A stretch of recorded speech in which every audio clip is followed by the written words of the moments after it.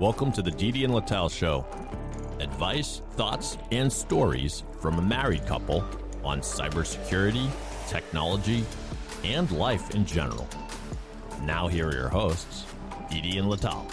Hello and welcome to the Didi and Lital Show. I'm Lital. Hi Didi, how's it going? I'm sitting next to the gun show. I'm very, very surprised. Lital and the muscles.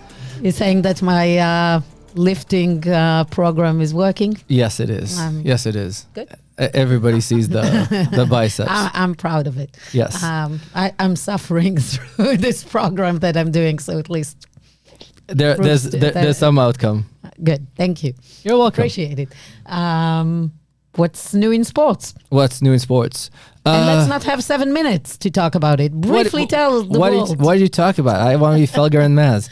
Now that we're officially not journalists and incorporated as journalists. I think we covered that before. But the main thing is by the time that this episode comes out, the Bruins will have played the real first game. And I'm really excited for that. That's why. Do you have tickets? I have tickets, but unfortunately I'll be in Israel. So if anybody wants the ticket, shit. If anyone wants to meet Didi in Israel, he's going to be in Israel. Exactly. Let's do it that way. We have a lot of friends in Israel. Yeah, listening to us. But in general, Pats are going to play the Cowboys this weekend. By the time this comes out, the outcome will be known. I'm predicting that the Cowboys are going to run all over us. But I still hate them as America's team. I don't know how come they usurped that. I blame Jerry. Anyways. I'm back from Israel. Yes. And by the way, I promised to tell the world, and I think people that are following me on LinkedIn already saw what my new gig is, but I joined a young startup called Dig Security, Israeli company. Thanks, producer Dave. Moving from SIM replacement to the world of data security. So Dig, go check it out. It's a new category called DSPM, Data Security Posture Management, and they're also doing data detection and response. Basically, cloud companies and companies that still have some footprint on prem, but have multi-cloud that need to deal with the complexity of data being in multiple clouds, in multiple regions, and not having visibility to where it sits, what is going on, who has access to it, who is touching it, how is it configured, what's the issues with it, and also in real time monitor if something bad is happening. So if big data dumps are happening and you want to shut off the user and disable him from doing it. This is all what Dig is doing. The amazing thing is it's really easy to connect them, fast value. And this is all an emergent capabilities that company now need because the data sits in the cloud and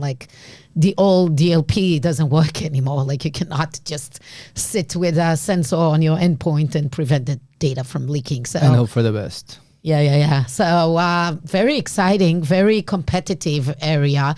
Also, there is a lot of explanation to do because for a lot of people in security, there is the cloud and that's so many players and what is CSPM, what is SIEM, what is CNAP, what is DSPM. There's a lot of new terminology, new acronyms thrown at the wall. And I think that there is a lot of chaos and for us in marketing to come and kind of create a category, explain who needs it, for what, how is it different. It's a new world out there, and it's exciting. So very happy to join. It's an awesome company, and the momentum is amazing.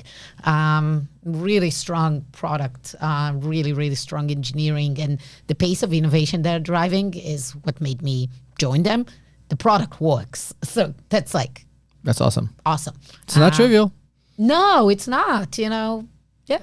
Awesome. So going back to my sports reference. Yeah. So the Patriots are going to play the Cowboys. And the Cowboys suck. They're better than the Patriots, but they in general they suck. And they haven't won anything, but they're America's team. They're the most expensive team and worth the most. They get the best slots of time. They have the most number of fans. Everybody wants to watch Slots them. of time, TV-wise. Slot time, exactly. They get the 8 p.m. They get the season starters. They get everything because they're the strongest football brand out there. Everybody knows about the Dallas Cowboys. Everybody knows about the Dallas Cowboys cheerleaders. The whole Debbie Does Dallas started from that concept. And they are a very, very strong brand with a very strong appearance. And what happens is I want to ask you, as my local expert, what does it mean to build a brand? Because, yes, that means that they're worth more than Real Madrid. Of course. We just according see to- now that, what is it? Dallas Cowboys. According to ESPN, a recent piece, they are, in fact, the most valuable sports franchise on the planet at $9.2 billion, followed by, I'm surprised a little bit here, but the Golden State Warriors, New York Yankees, New York Giants, etc. I'll have to check that. This list might be just American And sports there are like franchises. 2 billion No, I wouldn't be surprised than the next on the list. because the British soccer teams come in at like 5 billion Oh, okay. and something like that. So 9 billion definitely sounds about right. It's a 2 billion premium over the next one in Exactly. line, which has Exactly. 7 And they billion, have so- not won a Super Bowl in a bazillion years. Mm-hmm. And now who's dragging us into the sports conversation, Lital? Just saying, I'm assigning blame if somebody listened to the previous podcast. Let's take responsibility they and can't- so what's your question? My around question branding? my question is,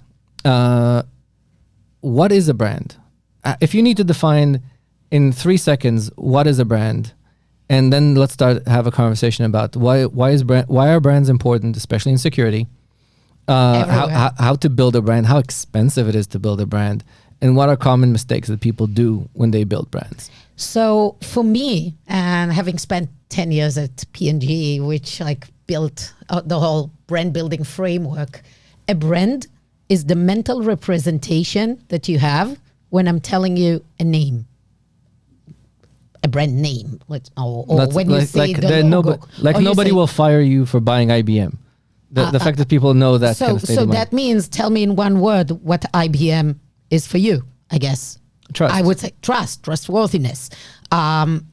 A brand is the mental representation that comes to you immediately, really immediately, when you think, see, a logo, a brand. The McDonald's.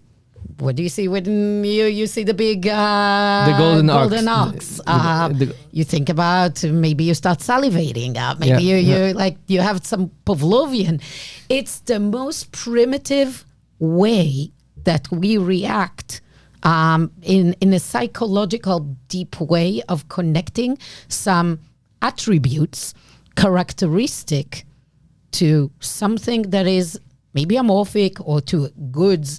So basically people all think about branding in the consumer goods because yes, there is like a real product associated with it. And that the reality is why brand matters, because brand have premiums attached to them. Like we saw with the Dallas Cowboys, that their brand is $2 billion more Than the next in even line. though that they suck and the Golden State are much more fun to watch. Yeah. So our world is chaotic. We have so much data, so much information. It's impossible for us to decipher good from bad. It's so hard for us to judge when we stand in a store which cereal is better, which diaper is better. Pampers. We don't remember. We don't want to spend time, if you read Kahneman, Tversky, there is the slow brain, the slow thinking, thinking slow, thinking fast. Our brain is wired in a way to make shortcuts, to think less, to be stupid, to go with gut instincts. Brand help us make those shortcuts. It's known. We know what it stands for. and we will prefer to buy it because it reduces the whole, it's not even a risk, it's the whole mental shift that we need to shift from thinking fast to thinking slow. Yeah. We don't want to rationalize every buying in our life. We don't want to do a big research. We want to go Click a button.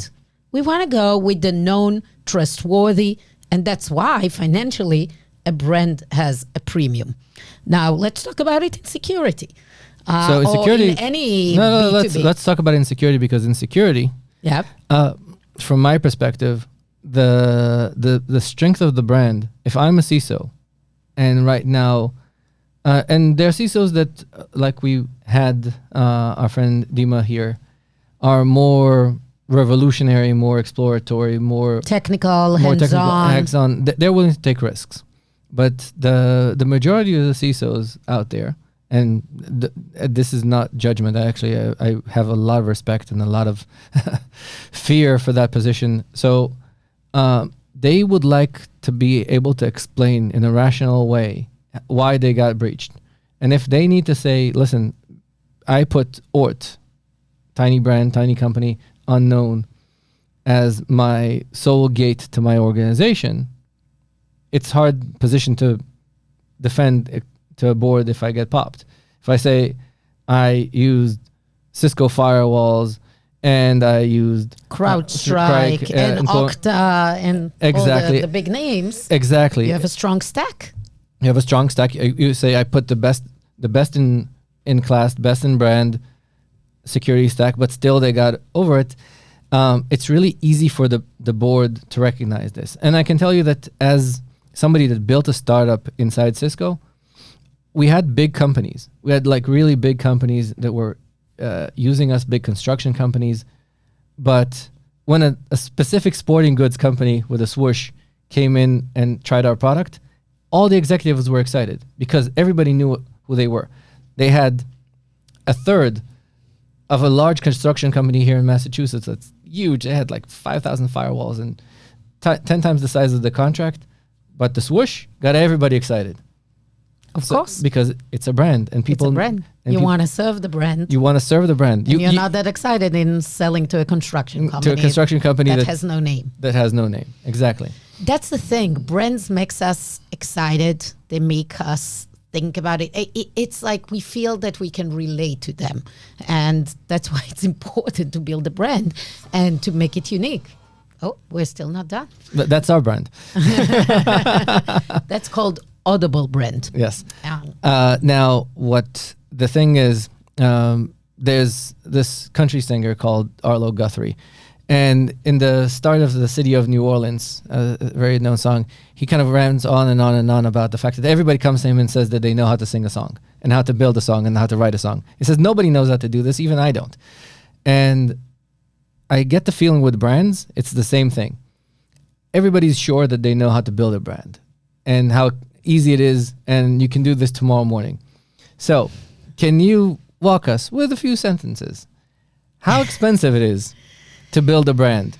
How expensive was it for Pampers? Like the joke when I made the Pampers joke, producer Dave here cracked up because everybody knows what Pampers is. Everybody even knows that Pampers are in the back of the store because everybody wants you to go to the back of the store to buy all the beer on the way. So that's how... It's a loss leader. Exactly. So everybody knows the Pampers brand. How expensive it is to build a brand like Pampers. So let's take one step back before you actually spend money to make the brand, known. I think there is something that people kind of like, oh, I'm going to put a logo and I'm going to spend a ton of money to make everybody know what the name of my company. Before that, there is building the characteristics around the brand. What is it like? Brand are like human beings. You want them to stand for something. You want people to visualize them, to think they're good, they're bad, they're funny. There is a great, and I will attach it to the post when we post this. There is what is called the brand wheel. With my wheel. Yeah, sorry, my Israeli accent. I Yes. cannot make the difference between an I and double E. A circle. If you think about it, it has what is the archetype of your brand. Is it a smart consultant? Is it the know-it-all? Is it the tech geek? Me. Think about brands that you know. What's Apple versus a Microsoft? And Yeah, maybe Microsoft the Mac and doesn't PC. have. No, but like when you say Apple, like it's kind of a know-it-all, tech clean, like they know it all. Like you don't come and ask them, you just go with them because they know it all. Maybe Microsoft is a little bit, I don't know if they have a Bill. strong, not sure they have a strong brand attribute. What's Disney? It's magic. It's story. Brands have this kind of presence characteristic. So I think the first thing before you spend money on, creating your logo and getting like you really decide what do you stand for and want to stand for. That's your voice. That's your promise. Then there is something that is really important that people forget to build. In P&G, we called it the RTB, the reason to believe. What is the promise? For example, Pampers, it is always going to have superior dryness. Because of that, you'll get a benefit of longer nights slept by your kid. This is where he develops, so better for his development, better for you, the parent, being happy. So it's all start with a superior product, drier. Why is it drier? Because there is the RTB, the reason to believe. Why? Because there is a superior technology of the gel inside and the layers of the blah, blah, blah, everything we talk about. In technology, we only talk about the reason to believe. We only talk about us being, why are we better? Because we are cloud native, blah, blah, blah. That is because we are fast to install. We're missing the kind of like next level benefit, easy to install. So you have faster value, you are secured faster. And then because of that, you, Mr. CISO, can sleep at night. You have less breaches. And then there is like the emotional thing. I can be, feel successful, have my board like me more. So we need to go through this mindset of what is the technological superiority? What is the actual business benefit? Then go into what's the emotional benefit we're giving? And then what's the voice? Is it through a consultative voice? Is it authoritative voice? It's the know-it-all. It's like, we have your back. We're going to help you. We're friendly. We're geeks and techie like your people and going to work hand in hand with them. Each brand needs to make this decision. I think a lot of brands are just organically growing, which is also an option. Like you can become a thing. But anyhow, you shouldn't just go and spend $1 gazillion of money to make yourself on Super Bowl ad and think, oh, I'm going to be a brand. I mean, I've seen all those startups in the few years that we had this boom in the economy, not having a real defined brand, but putting an ad on, expensive time slots in Super Bowl. Cyber reason, just telling it. Just putting an owl on TV stands for nothing. Why do you do that? 2 cents, and I used to work for this company. So some people claim that that's how they got to the Magic Quadrant. No, they got to the Magic Quadrant. I don't know. I'm not going to comment about that because I have no idea. Magic Quadrants have their own magic behind it, and it has nothing to do with branding. It has to do with minutiae of Gartner. So let's talk for a second about M&As, because I think this is a topic that comes up. Last week, the big news was Splunk is being bought by Cisco. Cisco. So your company is no longer the new kid in town. Like you have a bigger, I am more expensive brother in the first, mothership. let's see the deal close. Yeah. Second, I am very excited about this. For sure. But so let's put a spin and talk about the branding aspect. This So is actually, the M&A, I've seen companies botch this up, and I've seen company succeed with this amazingly. The thing that is sad about the botching up is that most of the examples that I can give are basically dead and forgotten. So people will basically scratch their head and say, "Huh, really? This was something?" Because they eliminated the brand so efficiently a lot of times. But the things that were very successful. So there was a company called Security Dynamics. Producer Dave, do you know what Security Dynamics used to do? I couldn't tell you, no. security. So they created the famous key fobs with the changing numbers, and they made money hand over fist. Those were the ones where you had to the numbers. It was a digital display on the key fob, and in order to get into your computer, you had to look at exact. Yeah, I remember those. Of course, but you'll remember them by the name of the company that they became, RSA Security. Because they bought RSA Labs that invented cryptography, but they were not very successful. The tokens were amazing. They sold hand over fist. They still probably selling hand over fist because they are the things that invented MFA. And Art, with a lot of guts, basically said Security Dynamics is not the brand. RSA Labs is the brand, and they call it RSA Security. And we have the RSA conference. A whole bunch of us came in to work for RSA. Everybody wanted to be RSA. When EMC bought RSA, they left the RSA brand because the RSA brand was so strong with a bunch of nerds in Cambridge. It's amazing that the conference it doesn't belong to RSA anymore, but it's like the brand for security conferences. Exactly. So that's a great great example that's of a brand. Of somebody that understood that this is a brand. Yes. And we need to keep the brand. Yeah. And they still have the nerds talking on stage, and it's worth the brand because you equate RSA with security. I have another great example in security. There was this company, Bit9. They were an antivirus company in decline. And they bought a tiny startup, I think at the time, same size as Ort, called Carbon Black here in Massachusetts. And for a while, they kept Bit9 plus Carbon Black as the name of the company, which is like impossible.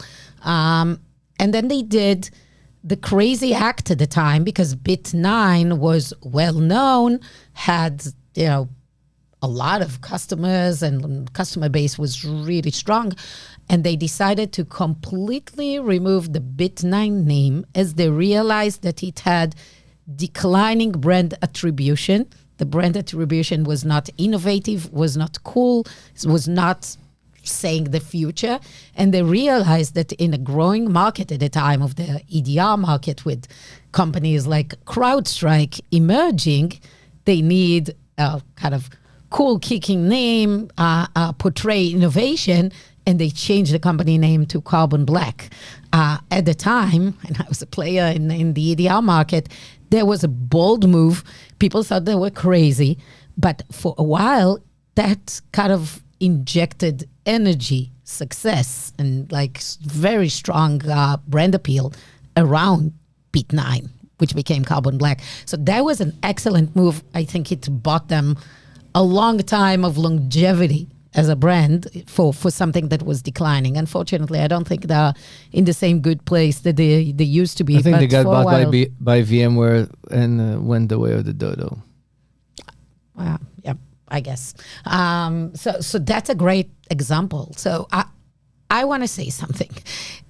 Cisco, Splunk, great acquisition. I think this is like really interesting.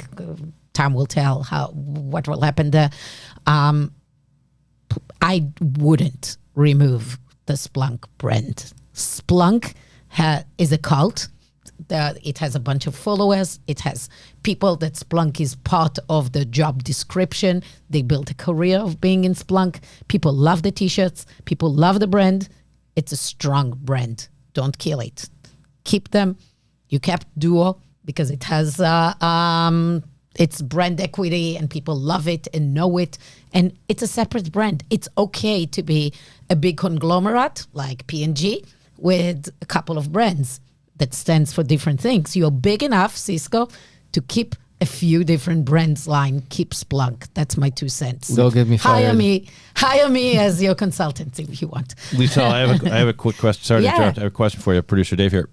Were you surprised when HBO Max shortened its name to Max, essentially jettisoning the brand HBO? Yeah, that's a good one. I just would go with the HBO instead of HBO Max. We all know that, right? Yeah. Yeah. Why? Like HBO, they also have this audible sign. Like everybody knows the HBO.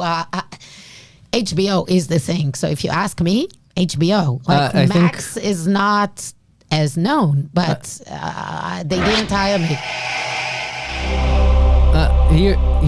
Here's where I think you guys might be wrong. I'm not saying that this is the right move or not a right move. Here's something that has been challenging for a lot of brands, is that if a brand is identified with something very specific, so there is brand elasticity. I know, but sometimes I'll give you an example. There's a lot of people that equate HBO with violent TV, with R-rated content. Sopranos. Exactly. Yeah. Because some of their greatest successes Sex and the City came from R-rated content, and as they're trying to compete with Netflix, they are trying to basically make Disney Plus. they are putting a lot of PG content because you have to. It's really hard to justify our only content. Yeah. And the same thing would be in terms of security. So, for example, RSA, the strong brand, for the longest time was equated only to multi-factor authentication because everybody recognized the token, remembers the token. No, when we try to launch different products like access control and other things, people didn't think of us when they wanted to buy this. They basically said, "Oh, you have that. We didn't know that." Your success is kind of like pigeonhole you. Yeah. So actually, producer Dave asked a very important question of how do you get out of being pigeonholed in the brand? Can the brand pigeonhole you? And what do you do? You mentioned brand elasticity. Do we need to work on brand elasticity versus creating a different brand? Because I think that the Max is a mistake as well, out of the fact that they were trying to be able to grow out of their R-rated brand. I mean, there is the question here, can they have two different brands, keep the HBO brand as the R-rated one and have Max as the family subscription? Maybe that makes sense. It's like, if you think about it, there are those kind of tiers of brands, and P&G is the one that kind of invented it. Different brands for different subsegments of the market. If you think about it, they have Head and Shoulders shampoos, they have Pantene shampoos, they have herbal essences, and a bunch of other Aussies, a bunch of other Olay is skincare. Don't confuse it. The idea is, for me, hair skincare. Pantene is a little bit more prestige, is about outcome. Head and Shoulders is the kind of cosmeceutical, almost pharmaceutical for a real problem of dandruff. And then herbal essence is just for those that care about smell and like fruity experience, floral scents. So it's for different buyers that they care about different things when they go and buy a product, and they created different product lines to address it, because having one product line will not address the different consumer types. So maybe what HBO needed to do is like keep HBO as the bad kid in the block, the one that is for adults with R-rated content, and Max is the family Disney Plus kind of. So there is no easy answer. Sometimes it is better to create two different brands. It's more expensive to support two different brands. But if it is for very defined different audiences, you'd better do this, because then the brand is a different thing. If we're talking about two different audiences with two different promises, have two separate brands. But is it cheap, expensive? Expensive for sure. But Now, you want to have a bigger market share of the pie. So, but what about then what you can mentioned? have a bigger one. P&G wants to have, let's say, 50% of the shampoo market share. They cannot have it with just one product. They have to have multiple brands to achieve that. It's not that expensive, because at the end of the day, it's a similar chassis of a product with a little bit different formulation to create the promise. But manufacturing-wise, supply chain-wise, they already created the infrastructure to support it. Brand-wise, advertising-wise, it's expensive. You need to support different brands. Now, if on the security side, Yep. you mentioned brand elasticity. If I am a company that deals and I own a segment of the market, keeping the brand to go to an adjacency or not to go to an adjacency, especially with adjacencies, like the way that Nike did a very good job of, they started off with running. Remember when we saw the Air Jordan movie? They want to break in to basketball, and now Nike is the strongest. It used to be a weak brand in basketball, and now it's the biggest brand in basketball. But at the same time, they also have the streetwear brand with Converse and whatever. But if I want to go into an adjacency, is it easier with a newer brand? Is it easier with creating a new brand? I think specifically in security, the problem is mind share of the buyer and the unbelievable level of noise that we have in the market. So adding more complexity with additional brand, with a separate brand story, is tough.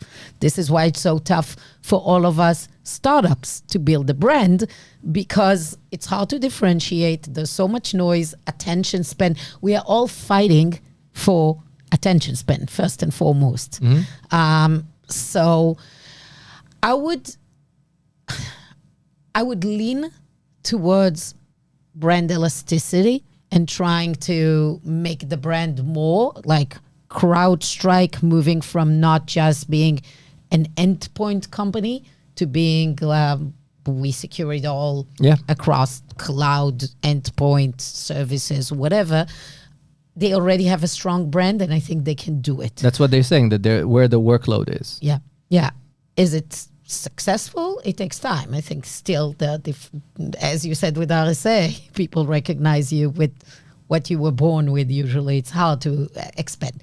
The Cisco case is a little bit different, because the huge brand, and it's hard to recognize them with something specific. And if anything, what Cisco stands for is network and not security.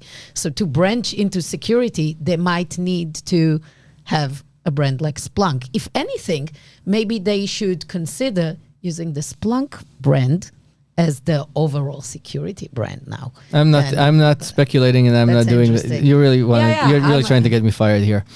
It's me. You just attribute it to my ideas and not to anyone else. But yeah, I mean, again, easier and reducing complexity in the market and having one thing in mind, telling a person, we're Cisco, we're CrowdStrike, this is what we do, and having people have a mental view of what those companies do.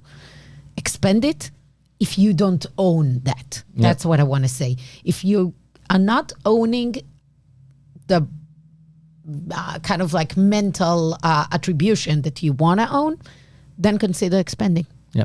I liked, by the way, and I think this is where we should probably sign off on, is the first thing that comes to mind, because there's also another thing that you think of when you think of brands, and that's when you think of a certain brand, is this a positive thought or a negative thought? Absolutely. That's the Because- most important thing. because that- Positive brand attribution. That's the thing that I think is the most important when people think in brands and security, because there are brands that immediately cause you a visceral reaction. There are brands that, like CA, they're immediately associated with price gouging, and basically, I don't know. Is that what people associate them? yes, they associate them with price gouging, with always kind of. And if you have a positive brand that people like, or at least think positive things on, that's a harder thing to change than inventing a new brand or brand elasticity. And I think with that, I think we can probably sign off, unless any more words of wisdom about brands. No, I wish that all the marketeers listening to us, or anyone that has comments, I'd love to get into a conversation about the importance of branding and what's good and what's not good in branding in tech industry and security industry in general. I learned a ton from working for consumer goods. Like it's they invented branding, and I feel fortunate to come with this knowledge, and I want to see more branding. It's great. Awesome. Thank you. Thank you. Thanks for bringing the topic. Awesome. Well, this is the Didi and Lital show for today. If you like our show, please rate and review us wherever you get your podcast. Please share us with your friends. And if your company would like to sponsor us, we're looking for sponsors. So appreciate that. We are here weekly. See you next week. See you next week. Go Bruins. Bye-bye.